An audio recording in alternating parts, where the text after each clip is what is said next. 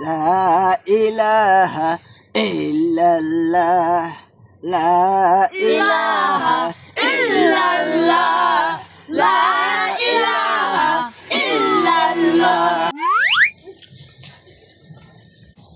প্রধান বক্তার আগমন, শুভেচ্ছায় স্বাগতম, প্রধান বক্তার আগমন, শুভেচ্ছায় স্বাগতম। ওয়ালাইকুম আসসালাম। নারায়ে তাকবীর, আল্লাহু আকবার, নারায়ে তাকবীর। আল্লাহু আকবার। হুজুর বসেন বসেন বসেন।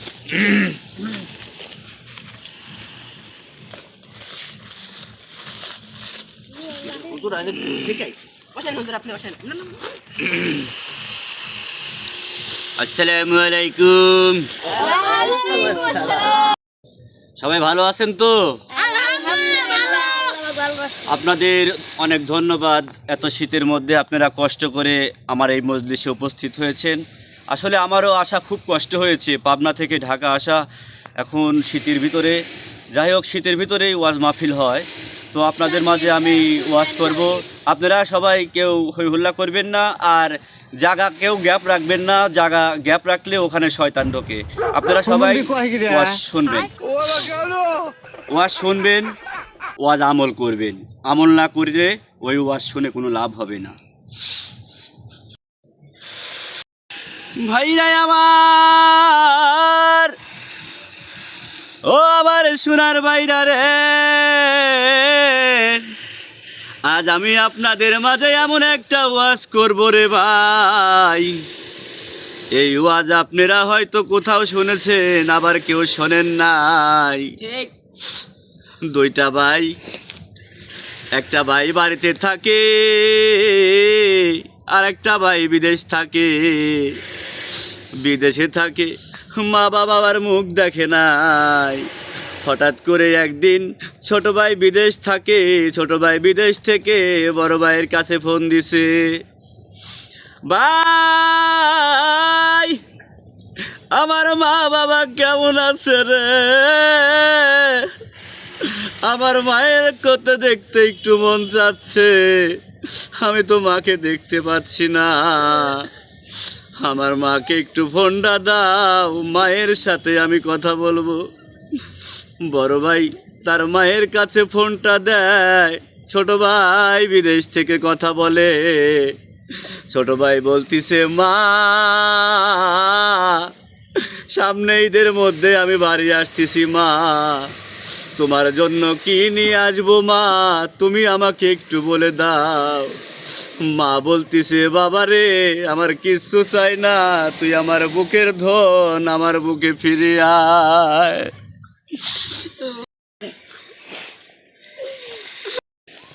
মা বলতিছে, বাজান রে অনেক দিন পর তোর মুখ দেখবো বাবা।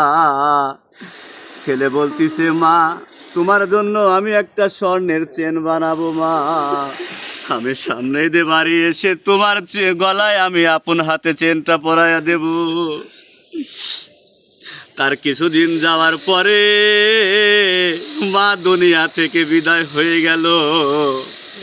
ছোট ভাই জানে না, বড় ভাই বাড়িতে বেহুশ হয়ে পড়ে আছে। বাবা কাঁদতে কাঁদতে পড়ে আছে। বাবা যখন ছোট ছেলেকে ফোন দিল, বাবা ফোনে কথা বলতে পারে না রে ভাই, ফোনে কথা বলতে পারে না। তার ছেলে বলতিছে বিদেশ থেকে, আব্বা কি হয়েছে, আপনি কথা বলেন না কেন? বাবা দু চোখের পানি ছেড়ে দিয়ে জমিনে পড়ে গেল, ফোনটা পড়ে গেল জমিনে। বড় ভাই দেখে ফোনটা উঠে তার কানে লাগায়, দেখে ছোট ভাই বিদেশ থেকে ফোন দিয়েছে। বড় ভাই তো কথা বলতে পারে না, কিভাবে কথা বলবে রে ভাই? তার মা যে আর বেঁচে নাই। তার মায়ের মৃত্যুর খবর যদি ছোট ভাইকে দেয়, ছোট ভাই তো আর বাঁচবে না। তখন ছোট ভাই বলতেছে, বড় ভাই কি হয়েছে তুমি আমাকে খুলে বলো। ভাই তো বলতে পারছে না, শুধু কাঁদছে আর কাঁদছে। কি করবে? তখন বড় ভাই বলে দিল, বাইরে আমাদের মা আর বেঁচে নাই।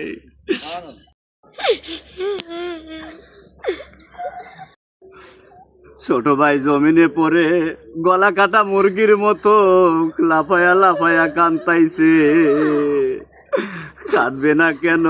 মায়ের জন্য চেন নিয়ে ঈদের মধ্যে যা মায়ের গলায় পরাবে, তার আগেই মা দুনিয়া থেকে বিদায় হয়ে গেল। তাই আমি বলতেছি, ভাইরে ভাই, যাদের মা বেঁচে আছে আপনারা কেউ মাকে কষ্ট দিবেন না, বাবাকে কষ্ট দিবেন না। মা বাবার পায়ের নিচে সন্তানের বেহেস। আর যারা মাকে কষ্ট দেয় সে যেন আমার রাসূলকে কষ্ট দিল, যে বাবাকে কষ্ট দেয় সে যেন আমার নবীকে কষ্ট দিল।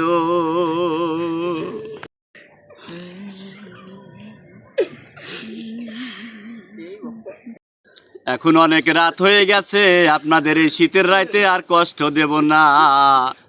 সবাই আমার জন্য দোয়া করবেন।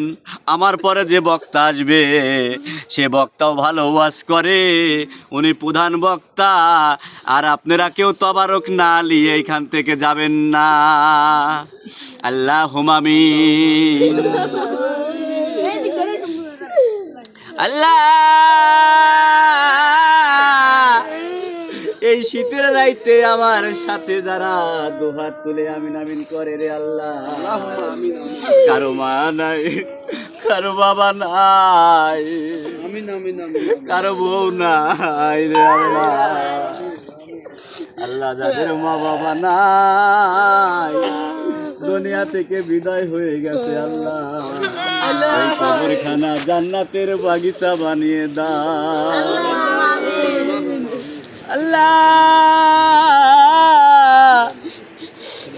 আমি পাপী গুনাহগার, পাবনা থেকে ঢাকায় এসে আপনাদের মাঝে ওয়াজ করতেছি। আল্লাহ, আমার তো ইচ্ছে করে আঙুর ফল আপেল বেদনা খাই, টাকার অভাবে খাইতে পারি না। আজকে আপনাদের মাঝে আইছি, কিন্তু টাকা নিয়ে ওইটা খাবো।